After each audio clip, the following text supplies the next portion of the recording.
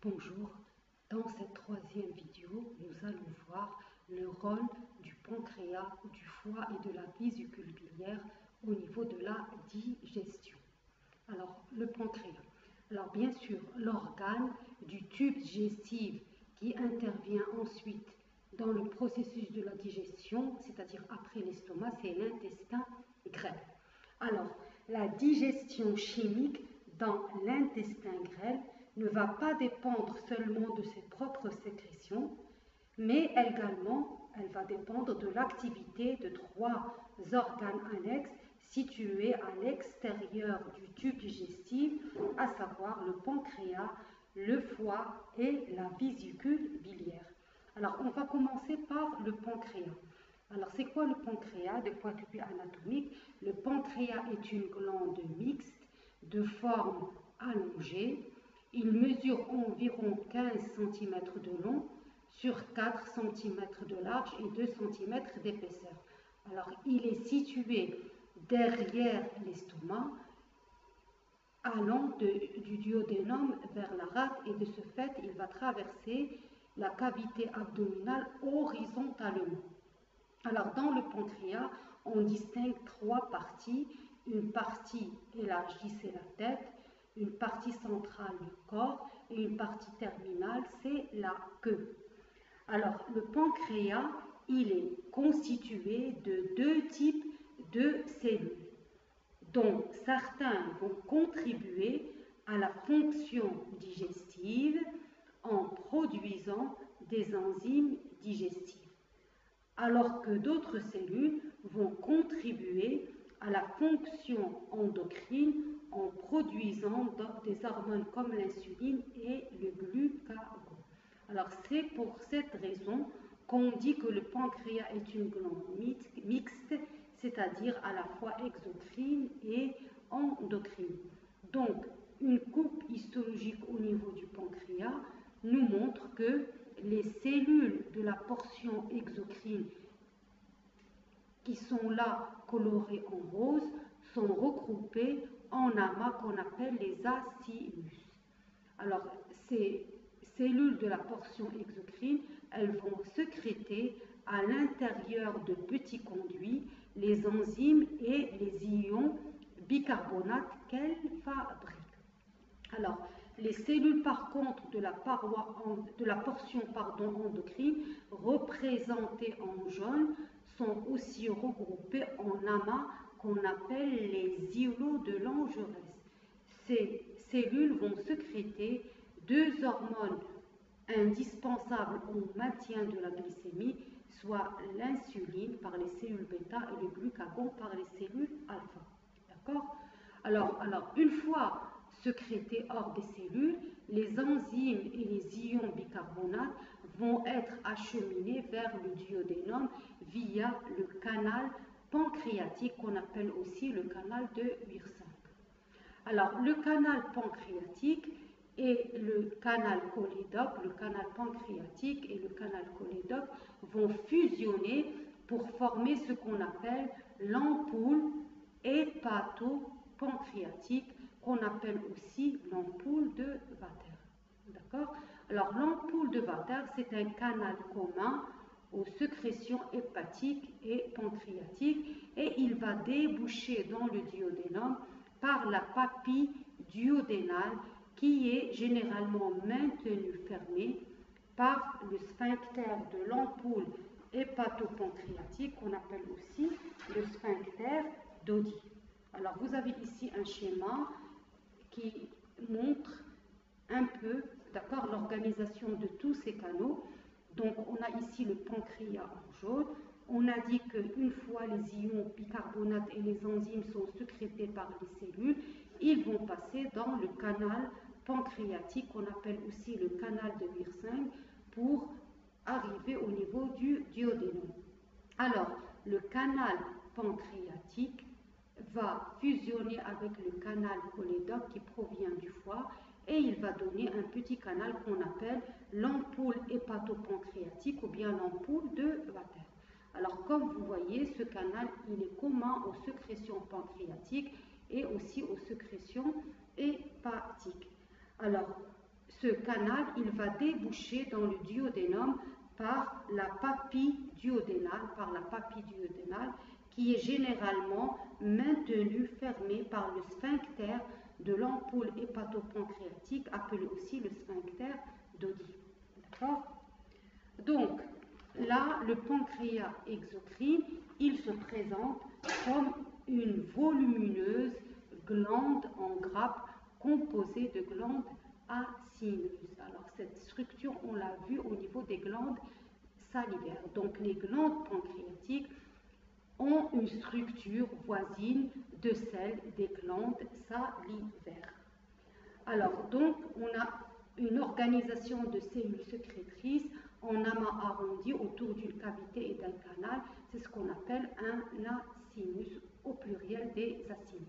Donc, les acini pancréatiques sont constitués de cellules acineuses représentées ici en vert qui fabriquent des enzymes digestives qu'elles vont déverser dans des petits canaux. Donc, les cellules acineuses fabriquent des enzymes digestives qu'elles déversent dans de petits canaux. Alors, ces canaux sont eux-mêmes bordés par des cellules, les cellules ici en jaune, qu'on appelle les cellules tubulaires ou bien les cellules canaliculaires. D'accord? Alors, le rôle de ces cellules, ils vont produire une solution alcaline riche en ions bicarbonate et dépourvue d'enzymes. Alors, en plus des cellules acineuses et des cellules canaliculaires, on remarque que les cellules des canaux jaunes ici se prolongent dans la lumière des acini en cellules dites centro-acineuses. Ce sont les cellules roses, une caractéristique qui va distinguer les acini pancréatiques des acini salivaires, c'est-à-dire au niveau des acini salivaires, les cellules de canaux ne se prolongent pas dans la lumière des acini. Donc, ces deux types de sécrétion, solution alcaline et enzymes digestives, vont former le suc pancréatique. Alors maintenant, on va parler de la composition du suc pancréatique. On va commencer par la sécrétion hydroélectrolytique qui est assurée par les cellules canaliculaires. D'accord? Alors, les principaux électrolytes contenus dans le suc pancréatique, ce sont les ions bicarbonate et les ions chlorure. On peut trouver d'autres anions tels que le SO4- et le PO4H2-. Ils sont présents mais à des concentrations négligeables. Donc il y a beaucoup de bicarbonate et de chlorure. Alors la richesse en bicarbonate du liquide pancréatique dont le pH atteint 8 va jouer un rôle très important ou bien fondamental dans le mécanisme de neutralisation de l'acidité gastrique. Alors, ce processus de neutralisation, il est très rapide, il est obtenu pratiquement dès le duodénum et il va déboucher sur un pH intraluminal de l'ordre de 6. D'accord? Alors, ceci va favoriser l'action des enzymes pancréatiques dont le pH optimal se situe précisément entre 6 et 8. Donc, le rôle des ions bicarbonate, c'est de neutraliser l'acidité, d'accord, qui provient de l'estomac et de favoriser un pH optimal à l'action des enzymes pancréatiques. Alors, on a dit, d'accord, que les cellules acineuses, des acini pancréatiques, sécrètent de nombreuses enzymes. On a d'abord les enzymes lipolytiques. On a des enzymes glycolytiques, des enzymes protéolytiques et les nucléases. Alors, vous voyez, le suc pancréatique, il est riche en enzymes. Alors, parmi les enzymes lipolytiques, on ne va pas pouvoir citer toutes les enzymes lipolytiques, mais on prendra seulement quelques exemples. On a la lipase. Alors, la lipase, elle agit sur les triglycérides émulsifiés par les selles biliaires en présence d'un activateur, la colipase. La lipase, elle va attaquer les liaisons situées aux extrémités, c'est-à-dire les liaisons 1 et 3 des esters de triglycérides, et elle va donner des acides gras et des monoglycérides. On trouve aussi de la phospholipase A. Elle est sécrétée par le pancréas sous forme de proenzyme, c'est-à-dire sous une forme inactive, et elle est activée par la trypsine ainsi que par les sels biliaires. Alors, elle agit surtout sur les glycérophosphatides au niveau de la liaison 2. Les glycérophosphatides, qu'on appelle aussi les acides phosphatidiques, ce sont des diglycérides avec un phosphate en carbone alpha. Alors, la phospholipase B, elle est sécrétée sous forme de proenzyme et elle est activée également par la trypsine. Alors, elle semble agir essentiellement sur la lysolycitine, plus spécialement sur la liaison 1. Alors, la lysolycitine, c'est un diglycéride avec un phosphate estérifié par une choline et où un acide gras a été enlevé par la phospholipase A2 et remplacé par un groupement OH, ce qui va augmenter l'hydrophilie. Et enfin, d'accord, on a la cholestérolestérase. Elle semble être sécrétée sous forme directement active et agit sur les esters de cholestérol. Donc là, j'ai dit, ce sont tout simplement des exemples. Il y a beaucoup d'enzymes lipolytiques au niveau du suc pancréatique. Alors, les enzymes protéolytiques sécrétées par les acini pancréatiques. Alors, toutes les enzymes protéolytiques sont sécrétées par les acini sous la forme de zymogènes inactifs, ce qui va assurer une protection contre l'autolyse du tissu qui les élabore. Alors, les enzymes protéolytiques vont être activées dans la lumière intestinale sous l'action d'une autre enzyme pancréatique qu'on appelle la trypsine. Alors, notons que la trypsine est elle-même sécrétée par le pancréas sous forme de proenzyme, le trypsinogène.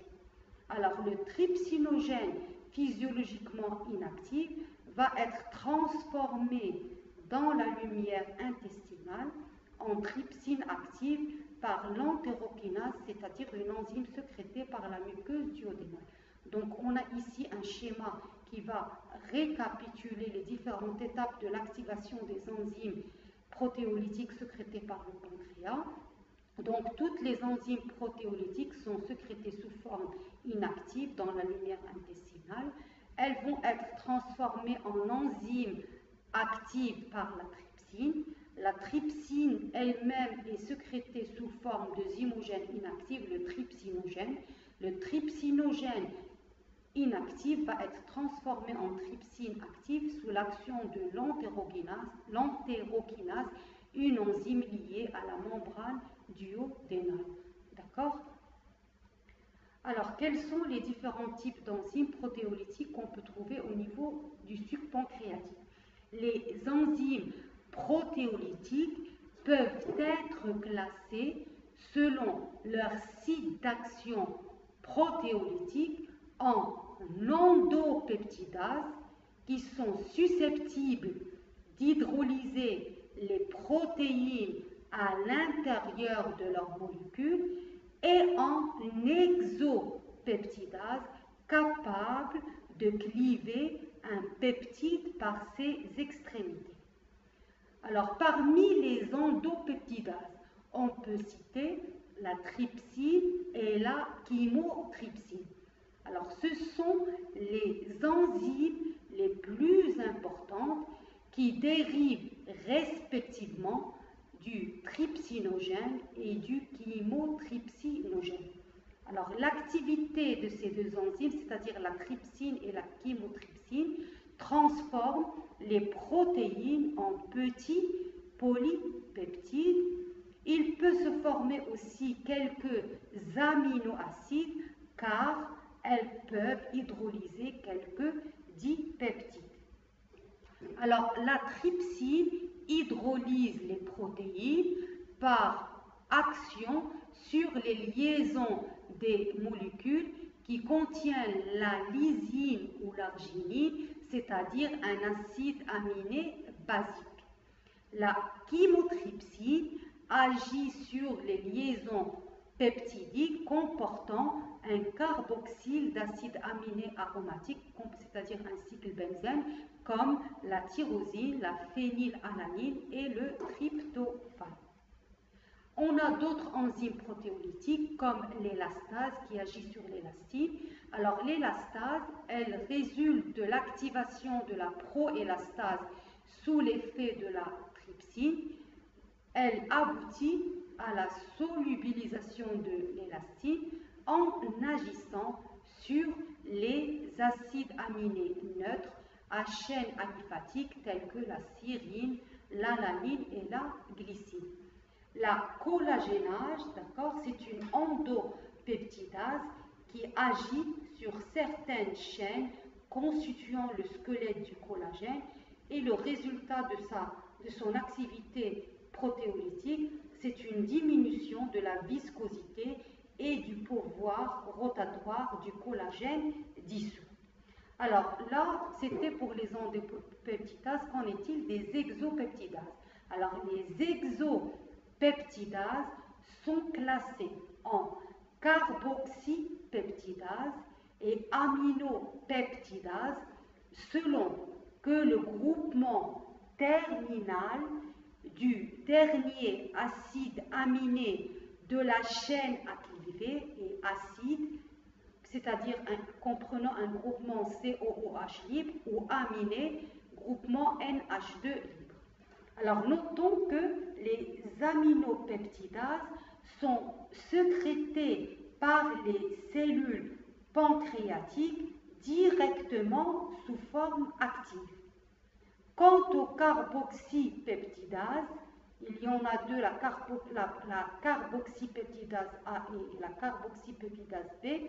Elles sont sécrétées par le pancréas sous forme inactive, les procarboxypeptidases. Alors, les procarboxypeptidases sont activées dans le suc pancréatique sous l'action de l'enzyme pancréatique, la trypsine. Alors, la carboxypeptidase A agit en bout de chaîne sur le carboxyle terminal des résidus d'acides aminés aromatiques. Quant à la carboxypeptidase B, elle agit sur les acides aminés C-terminaux lorsqu'ils sont basiques, c'est-à-dire comme la lysine et l'arginine. Alors, pour les enzymes glycolytiques, le pancréas ne contient qu'une seule enzyme glycolytique qui est l'amylase. Donc, l'amylase, elle représente la seule enzyme glycolytique du pancréas. Elle est sécrétée sous forme directement active. Elle va rompre la liaison alpha-1,4 glucosidique de l'amidon qu'elle va transformer en maltose qui est un disaccharide.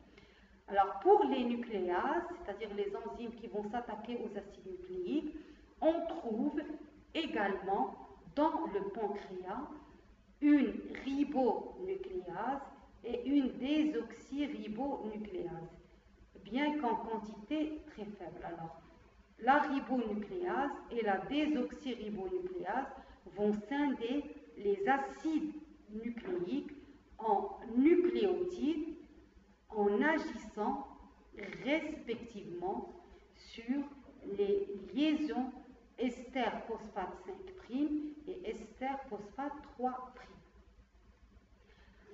Donc, quel est le bilan de l'action du suc pancréatique? Si on veut récapituler, on pourrait dire que l'action de la sécrétion pancréatique aboutit à la digestion des aliments complexes. Alors, les aliments se présentent dès lors sous une forme simplifiée. Alors, la fin de la digestion va s'effectuer au niveau même de la bordure on brosse des cellules intestinales en couplage étroit avec les phénomènes d'absorption. Alors maintenant, d'accord, après le pancréas, on va voir le rôle du foie et de la vésicule biliaire au niveau de la digestion. Alors, de point de vue anatomique, le foie, il est situé sous le diaphragme et il va traverser la cavité abdominale sur toute sa largeur. Alors, le foie est l'organe le plus volumineux de l'organisme.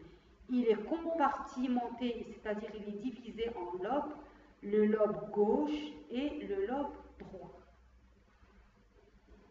La vésicule biliaire, qui est un sac membraneux en forme de poire, est située au niveau du lobe droit. Ici, on a une photographie de la face inférieure du foie. Alors, vous voyez, la vésicule biliaire, elle est représentée ici en jaune. Elle a la forme d'une poire, elle est située au niveau du lobe droit. Alors, dans sa fonction digestive, le foie va produire la bile qui joue un rôle très important dans la digestion des lipides. Alors, la bile sécrétée par les cellules hépatiques va être déversée dans les canaux hépatiques gauche et droit. Alors, ces deux canaux, c'est-à-dire le canal hépatique droit et gauche, vont fusionner et ils vont sortir du foie sous le nom du canal hépatique commun. Alors, le canal hépatique commun se joint au canal cystique issu de la vésicule biliaire pour former le canal cholédoque. Alors, tout à l'heure, je vous ai dit que le canal cholédoque et le canal pancréatique fusionnent pour former ce qu'on appelle l'ampoule hépato-pancréatique. Donc, je répète, la bile sécrétée par les cellules hépatiques est déversée dans les canaux hépatiques gauche et droit. Ces deux canaux fusionnent et vont donner le canal hépatique commun. Le canal hépatique commun va fusionner avec le canal cystique issu de la vésicule biliaire pour former le canal cholédoque. Le canal cholédoque fusionne avec le canal pancréatique pour former ce qu'on appelle l'ampoule hépato-pancréatique. Alors, la production de bile par le foie, elle est continue. Alors, chez l'homme, c'est à peu près 700 ml par 24 heures. Toutefois, la bile n'est déversée dans le duodénum que par intervalle, essentiellement lors du passage du bol alimentaire. Alors, entre les périodes de digestion, la bile, elle passe où? Alors, entre les périodes de digestion, la bile produite par le foie va être détournée par le canal cystique vers la vésicule biliaire où elle est stockée et également concentrée de 5 à 10 fois par pompage de l'eau. Alors, après un repas, divers stimulus vont provoquer la contraction de la vésicule biliaire qui libère la bile qu'elle renferme dans le canal cystique, le canal cholédoque, puis dans l'intestin grêle. La bile, alors la composition de la bile. La bile, c'est un liquide légèrement alcalin, pH entre 7,6 et 8,6. Elle est composée essentiellement d'eau et d'acide biliaire, de sel biliaire et de cholestérol, d'un phospholipide appelé lécithine, de plusieurs ions, de pigments biliaires, principalement la bilirubine, et de nombreux composants métabolisés et sécrétés par le foie. Donc la bile, c'est à la fois un produit d'excrétion et une sécrétion digestive.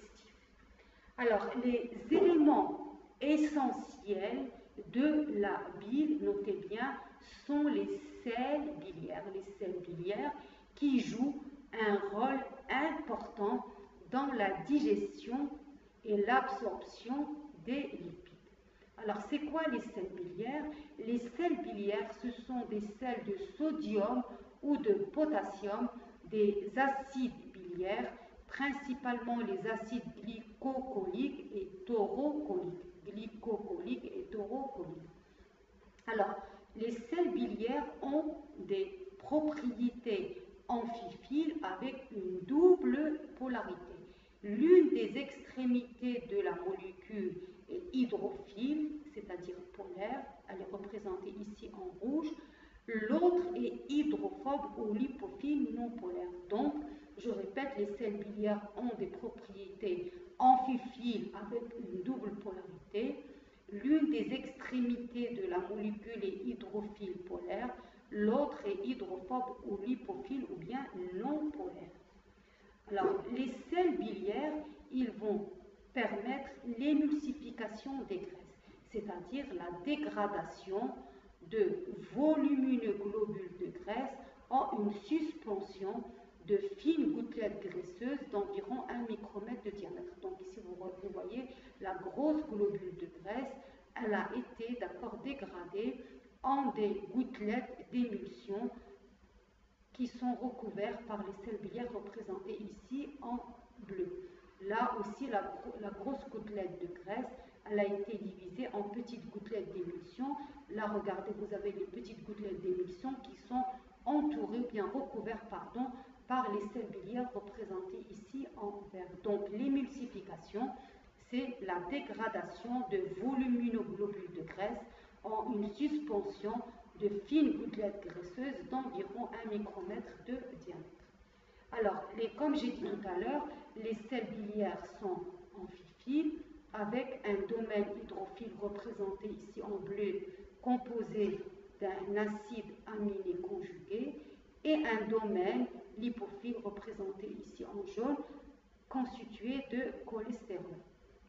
Donc, par leur extrémité non polaire, les sels biliaires, ils vont se lier ou bien adhérer aux molécules lipidiques. Donc, vous voyez les molécules lipidiques entourées par les sels biliaires et les sels biliaires adhèrent aux molécules lipidiques par leur pôle lipophile.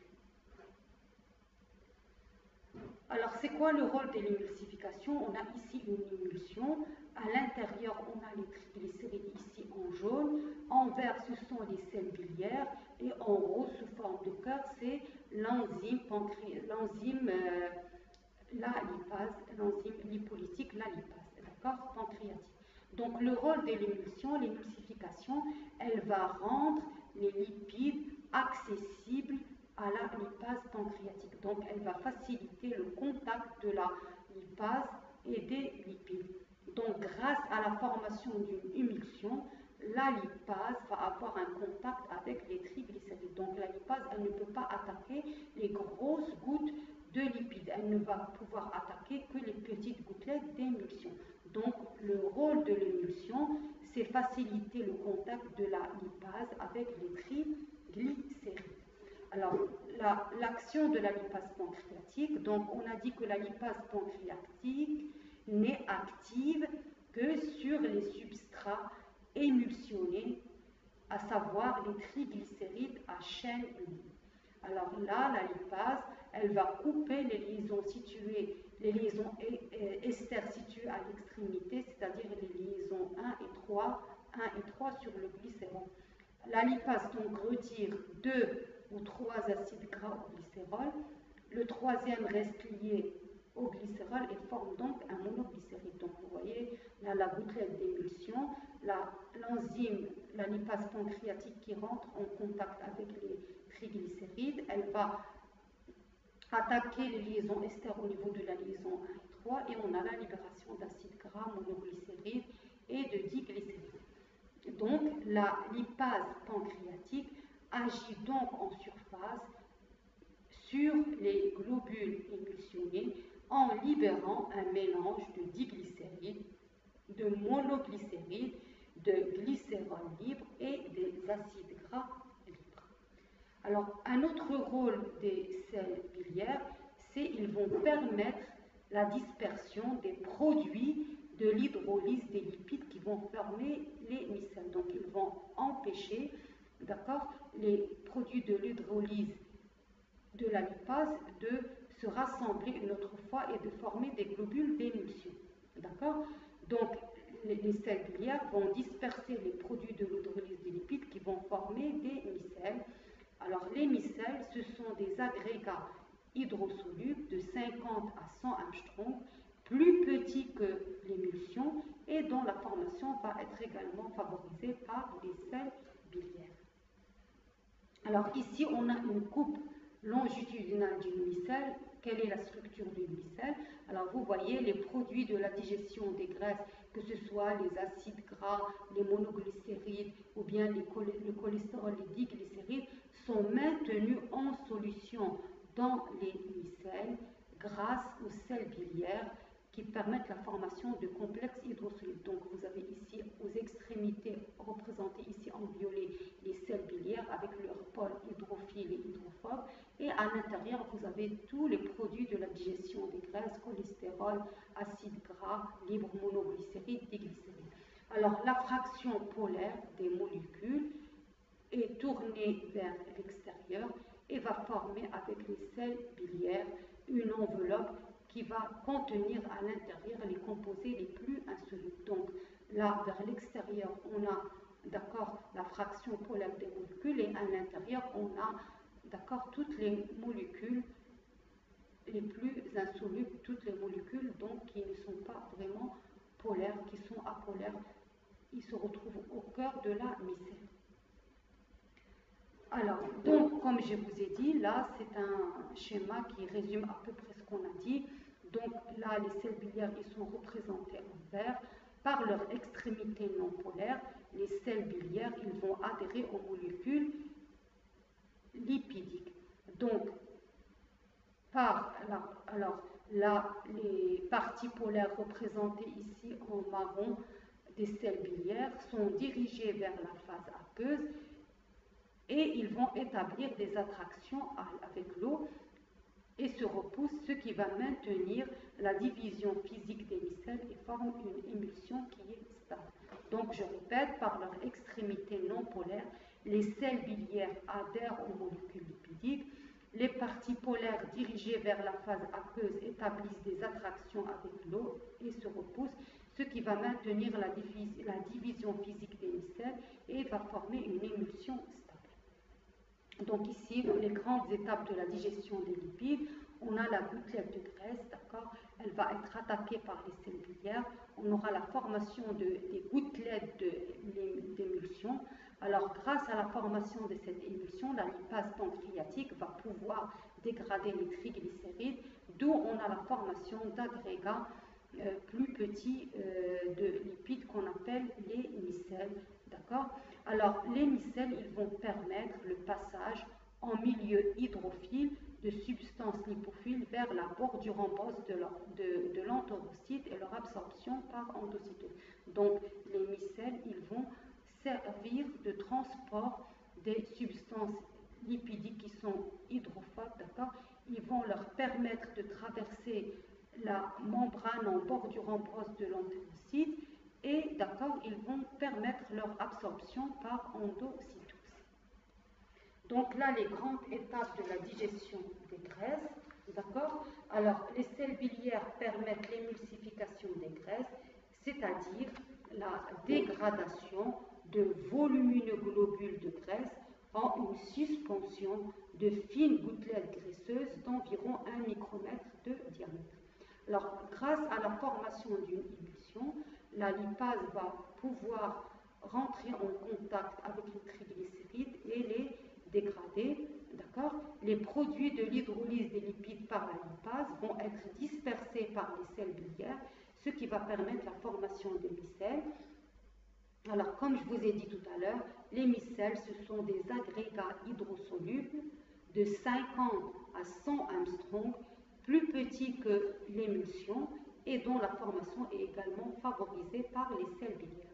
Alors, les micelles, ils vont permettre le transport des lipides, d'accord, leur transport en milieu aqueux et leur absorption par endocytose au niveau de la cellules intestinales. Alors maintenant, on va parler du cycle entéro-hépatique des selles biliaires. Entéro, c'est intestin, hépatique, c'est le foie. Alors vous avez ici un schéma qui représente le foie, vous avez le canal cholédoque, vous avez la vésicule biliaire, le canal cystique, et ici vous avez la veine porte hépatique, et là vous avez le duodénum et l'ilium. Donc les selles biliaires qui sont déversées dans la partie antérieure de l'intestin grêle, c'est-à-dire dans le duodénum, vont être réabsorbées dans sa partie postérieure, l'ilion, après absorption des micelles lipidiques qu'ils ont aidé à stabiliser. Donc là, une fois, d'accord, les lipides, les substances lipidiques, ils vont passer, d'accord, au niveau de la cellule intestinale et ils vont, d'accord, se retrouver au niveau de la lymphe. Les selles biliaires, d'accord, ne traversent pas la barrière intestinale, ils vont retourner, d'accord, au niveau du foie par la veine porte hépatique, donc ils retournent au foie. Et là, au niveau du foie, ils vont être réutilisés pour la formation de la bile. C'est ce qu'on appelle le cycle entéropathique des selles biliaires, c'est-à-dire il se déroule entre le foie et le duodénum. D'accord? Donc, je répète, les selles biliaires déversées dans la portion antérieure de l'intestin sont réabsorbées dans sa portion postérieure après absorption des micelles lipidiques qu'ils ont aidé à stabiliser. Ils reviennent au foie par l'intermédiaire de la veine porte hépatique et là, ils vont être utilisés pour la formation de la bile. Donc, c'est ce qu'on appelle le cycle entéro-hépatique des selles biliaires. D'accord? Donc, ce passage entre le foie et l'intestin, le retour au foie puis l'intestin, c'est ce qu'on appelle le cycle entéro-hépatique. Alors, c'est quoi le but de ce cycle? Ce cycle, il permet une économie non négligeable des selles biliaires. Alors, on estime ainsi chez l'homme la teneur en selles biliaires à 6 grammes environ, alors que 24 grammes par jour sont nécessaires à l'absorption des lipides. Donc, chez l'homme, la teneur en selles biliaires est de 6 grammes, alors que 24 grammes par jour sont nécessaires à l'absorption des lipides. Donc, les selles biliaires, ils vont parcourir le cycle entéro-hépatique 4 fois